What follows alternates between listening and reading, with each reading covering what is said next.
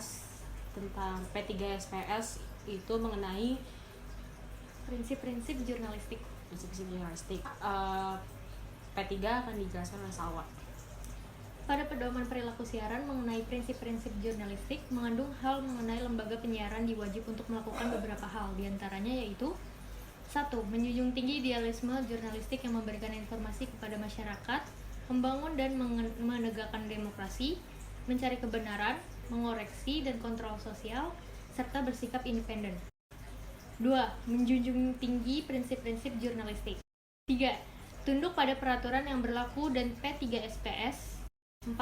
Menerapkan prinsip praduga tak bersalah dalam menyiarkan siaran program. 5. Tidak terikat dengan siapapun, baik dalam internal atau eksternal. Selanjutnya ada standar program siaran. Berdasarkan standar program siaran, pada bab program siaran jurnalistik dibagi menjadi beberapa bagian, yaitu bagian 1, mengenai prinsip-prinsip jurnalistik. Pada pasal 40, yaitu poinnya pertama, tidak membuat berita hoaks, akurat, adil, berimbang, tidak berpihak, tidak beritikat buruk, tidak menghasut atau menyesatkan, tidak menyampurkan fakta dan opini pribadi, tidak menonjolkan unsur kekerasan, dan tidak mempertentangkan SARA. Selanjutnya, menerapkan prinsip praduga tak bersalah dalam menyiarkan siaran program. Lalu selanjutnya melakukan ralat informasi sesegera mungkin dalam kurun waktu sebelum 24 jam mendapatkan perlakuan utama dan pengulangan bisa disiarkan pada kesempatan pertama dalam program yang sama. Bagian kedua yaitu mengenai penggambaran kembali. Pada pasal 41, dalam menampilkan gambar harus disertai dengan penjelasan yang eksplisit. Selain itu, juga dilarang melakukan perubahan atau penyimpangan atas informasi terkait merugikan pihak yang terlibat, menyebutkan sumber yang dijadikan rujukan, dan tidak menyajikan reka ulang secara rinci. Pada pasal 42, hasil gambar yang direkam mengenai kerusuhan, bencana, dan bentrokan, pemanfaatannya wajib mencantumkan lokasi dan waktu. Bagian ketiga yaitu mengenai muatan kekerasan dan kejahatan serta kewajiban penyamaran. Pada pasal 43, dalam program siaran yang mengandung muatan kekerasan dan kejahatan harus mengikuti ketentuan yang berlaku, seperti tidak menampilkan gambar terperinci tentang bahan peledak, tidak menampilkan rekaman interogasi kepolisian, tidak menayangkan secara rinci tentang perekonstruksian yang dilakukan polisi, tidak memberitakan reka ulang kejahatan meskipun dari polisi atau fakta, tidak menayangkan reka ulang pemerkosaan, samaran wajah dan identitas korban kejahatan seksual, samaran wajah bagi pelaku, korban, keluarga pelaku kejahatan yang berlaku atau korban adalah anak di bawah umur. Tidak menayangkan secara rinci tentang reka ulang bunuh diri, tidak menayangkan acara tawuran secara detail. Pada pasal 44, dalam program siaran wajib menyamarkan gambar maupun identitas orang pekerja seksual, mengidap HIV atau AIDS, dan korban kondisi mengenaskan. Bagian keempat mengenai peliputan terorisme. Ada pada pasal 45. Program siaran yang mengandung unsur peliputan terorisme harus mengandung ketentuan-ketentuan seperti menghormati hak masyarakat atas informasi yang mereka peroleh secara lengkap dan benar, tidak mencap berdasar SARA terhadap perilaku, kerabat, atau kelompok yang diduga terlibat, tidak mendramatisir identitas kerabat pelaku yang diduga terlibat. Bagian kelima mengenai peliputan sidang pengadilan, kuasa hukum, dan hukuman mati. Terdapat pada pasal 46, program siaran langsung maupun tidak langsung dalam sidang pengadilan wajib mengikuti ketentuan penggolongan program siaran yang ditetapkan. Pada pasal 47, program siaran mengenai wawancara oleh tersangka, terdakwa, atau narapidana dilarang menyebarkan ideologi yang bertentangan dengan peraturan perundang-undangan yang berlaku dan menyebarkan pola teknik kejahatan yang dilakukan secara rinci. Pada pasal 48, program siaran dilarang menayangkan tayangan siar eksekusi hukuman mati. Pada bagian ke-6 itu mengenai peliputan bencana. Pada pasal 49, program siaran jurnalistik mengenai peliputan bencana atau musibah wajib mempertimbangkan proses pemulihan korban, keluarga, atau masyarakat yang terkena bencana atau musibah. Pasal 50, program siaran yang mengandung peliputan bencana dilarang untuk menambah penderitaan atau trauma yang dialami oleh korban, keluarga, dan masyarakat dengan cara memaksa, menekan, dan atau mengintimidasi untuk diwawancara atau diambil gambarnya, menayangkan suara atau gambar saat-saat menjelang kematian, mewawancarai anak di bawah umur sebagai narasumber, menayangkan kembali gambar korban atau mayat secara detail, ataupun menayangkan gambar luka berat, darah, ataupun potongan organ tubuh. Pada pasal 51, program siaran jurnalistik mengenai bencana wajib menampilkan orang yang berkompeten dan terpercaya dalam menjelaskan peristiwa bencana secara ilmiah. Studi kasus yang pertama yaitu berita tentang banjir di Jakarta. Itu oleh Kompas TV pada program Breaking News tanggal 1 Januari 2020. Berita tersebut sesuai dengan P3SPS yang ada, tepatnya itu bagian ke-6 tentang peliputan banjir pada pasal 51 mengenai program siaran jurnalistik bencana wajib menampilkan orang-orang yang berkompeten dan terpercaya dalam menjelaskan peristiwa secara ilmiah. Nah, pada berita ini itu sudah mendatangkan orang yang terpercaya untuk menjelaskan banjir yang terjadi di Jakarta ini. Jadi dia sudah sesuai dengan aturan dan P3SPS yang berlaku. Selanjutnya yaitu studi kasus yang kedua ada pada program Net TV, yaitu seorang pria yang memamerkan alat kelamin, yaitu pada tanggal 27 Januari 2020. Itu dia sesuai dengan P3SPS yang berlaku, tepatnya pada bagian ketiga mengenai muatan kekerasan dan kejahatan serta kewajiban penyamaran, yaitu pada pasal 43 pada poin F. Dijelaskan samaran wajah dan identitas korban kejahatan seksual dan tidak ditayangkan visualnya, yaitu korban wajahnya itu disamarkan dan identitasnya tidak diberitahu, hanya ada inisial nama korban. Jadi berita tersebut sesuai dengan P3SPS yang berlaku.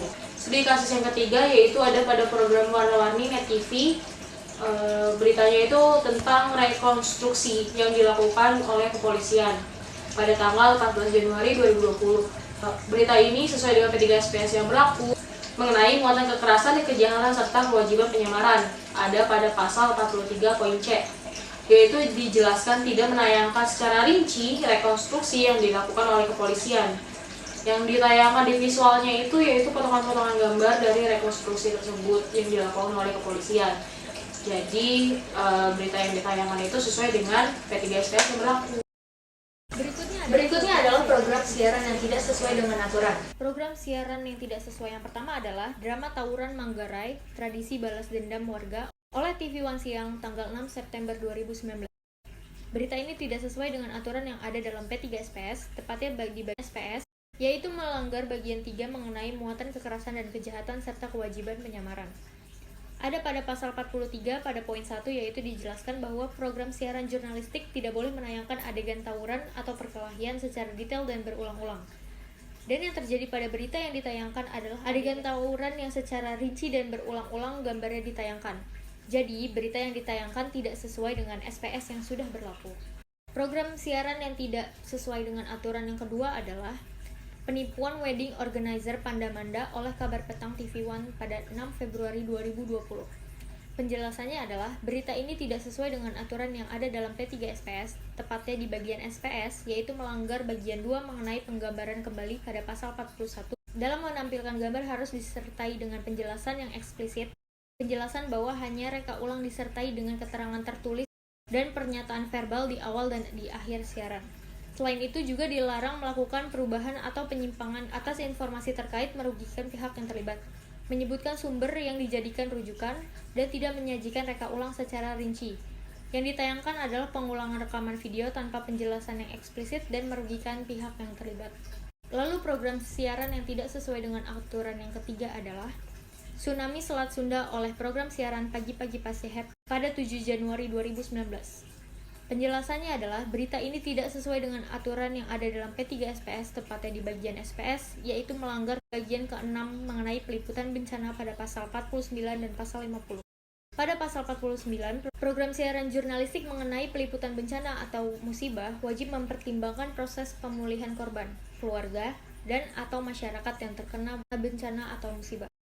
Pada pasal 50, Program siaran yang mengandung peliputan bencana dilarang untuk menambah penderitaan atau trauma yang dialami korban, keluarga, dan masyarakat dengan cara memaksa, menekan, dan atau mengintimidasi untuk diwawancara atau diambil gambaran. Mewawancarai anak di bawah umur sebagai narasumber, menayangkan gambar korban atau mayat secara detail, ataupun menayangkan gambar luka berat, darah, atau potongan organ tubuh. Yang tidak sesuai pada program siaran tersebut adalah program siaran tersebut menampilkan wawancara dengan anak laki-laki tentang kronologi kejadian tsunami oleh Selat Sunda. Program siaran tidak boleh mewawancarai anak-anak dan atau remaja berusia di bawah umur 18 tahun mengenai hal-hal di luar kapasitas mereka untuk menjawabnya, seperti bencana yang menimbulkan dampak traumatik. Tayangan-tayangan jurnalistik yang masih belum memenuhi P3SPS, jika hal ini terjadi maka seharusnya ada sanksi yang diterima oleh program yang menayangkannya. Sanksi-sanksi itu dijelaskan juga pada SPS, pada poin AA dan AB. Sanksi-sanksi tersebut bermacam-macam. Sanksi AA yaitu sanksi dan penanggung jawab, AB sanksi administratif. Sanksi dan penanggung jawab, poin pertama teguran tertulis, poin kedua penghentian sementara, poin ketiga pembatasan durasi dan waktu siaran, poin keempat denda administratif, poin kelima pembekuan kegiatan siaran untuk waktu tertentu, poin keenam tidak diberi perpanjangan izin penyelenggaraan penyiaran, poin ketujuh pencabutan izin penyelenggaraan penyiaran. Tata cara penjatuhan sanksi. 1. Surat undangan pemeriksaan pelanggaran. 2. Klarifikasi undangan KPI dan diwakilkan oleh direksi atau pejabat yang berwenang atas program tersebut. 3. Tidak memenuhi undangan dari KPI atau hanya pernyataan tertulis dianggap sudah menggunakan hak untuk klarifikasi. 4. Sidang pemeriksaan pelanggaran. 5. Sidang dihadiri minimal 2 orang anggota KPI dan ditulis di berita acara dan ditandatangani oleh perwakilan lembaga penyiaran dan anggota KPI yang hadir. 6. Sidang pemeriksaan dilakukan secara tertutup.